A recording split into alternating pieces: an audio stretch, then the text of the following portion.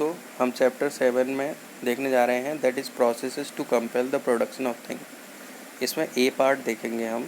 ए part में section 91 देखते हैं, that is summons to produce document और अदर थिंग।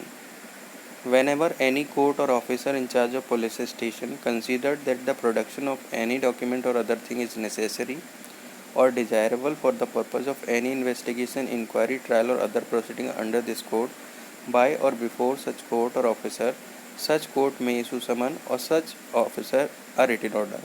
इसमें ये कहा गया है, जब भी कभी किसी कोर्ट या ऑफिसर इंचार्ज पुलिस स्टेशन को ये लगता है कि कोई भी डॉक्यूमेंट या थिंग का प्रोडक्शन ज़रूरी है, किस चीज़ के लिए, आपका इन्वेस्टिगेशन, इंक्वायरी, ट्रायल या अदर प्रोसीडिंग को कंप्लीट कराने के लिए इस कोर्ट के तहत, तो ऐसा कोर्ट आपका समन इशू कर सकता है और ऐसा ऑफिसर आपका रिटन ऑर्डर इशू कर सकता है। किसको इशू करेगा? कोई भी पर्सन जिसकी पोजीशन में जिसकी पावर में वो डॉक्यूमेंट या थिंग जो है believe to be in his position, ठीक है। और उससे ये कहेंगे या तो आप जो है अटेंड करिए और प्रोड्यूस करिए, या सिर्फ आप प्रोड्यूस कर दीजिए डॉक्यूमेंट या थिंग को, जो भी आपका समन और ऑर्डर में टाइम एंड प्लेस दे रखा हो उस तरीके से। कोई भी पर्सन जो सबसेक्शन फर्स्ट के अनुसार आपका रिक्वायर्ड है, अगर वो किसी दूसरे के द्वारा जो है ऐसी डॉक्यूमेंट या थिंग्स को प्रोड्यूस करवा देता है, तो ये मान लिया जाएगा कि उसने जो है आपका जो भी रिक्विजिशंस है उसके साथ कॉम्प्लाई किया है, जो भी मांगा है आपने डॉक्यूमेंट या थिंग उनके साथ कॉम्प्लाई कर लिया है। तीसरी क्लॉज ये कहती है कि 91 किस पे अप्लाई नहीं होगा, तो 123, 124 इंडियन एविडेंस पे अप्लाई नहीं होगा। 123 आपका जो है unpublished official record relating to state affairs है, और 124 आपका ऑफिशियल कम्युनिकेशन है, और ये आपका बैंकर्स बुक एविडेंस एक्ट 1891 पे लागू नहीं होता है। दूसरा ये जो है 91 आपका लेटर, पोस्ट कार्ड, टेलीग्राम और अदर डॉक्यूमेंट पे लागू नहीं होता है। अब आपका 92 देख लेते हैं। तो 92 जो है, जो आपका सेकंड एक्सेप्शन दे रखा है, उसका एक्सटेंडेड वर्जन है कि पोस्टल और टेलीग्राफ अथॉरिटी के अंडर में अगर कोई चीज़ दे रखी है तो उस पर कैसे अप्लाई करेंगे।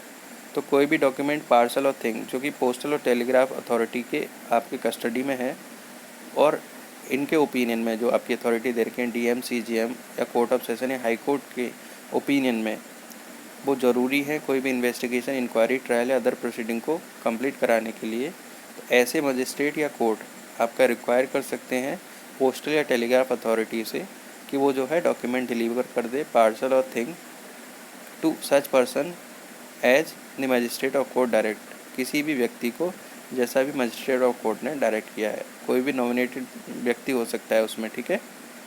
और अगर if any such document, parcel, thing in the opinion of any other magistrate, whether executive और जुडिशियल, कमिश्नर ऑफ पुलिस या district superintendent of police, wanted for any such purpose, he may require, any such purpose मतलब यही investigation, inquiry, trial और other proceeding, he may require the postal telegraph authority as the case may be to cause such to be made and to detain such document.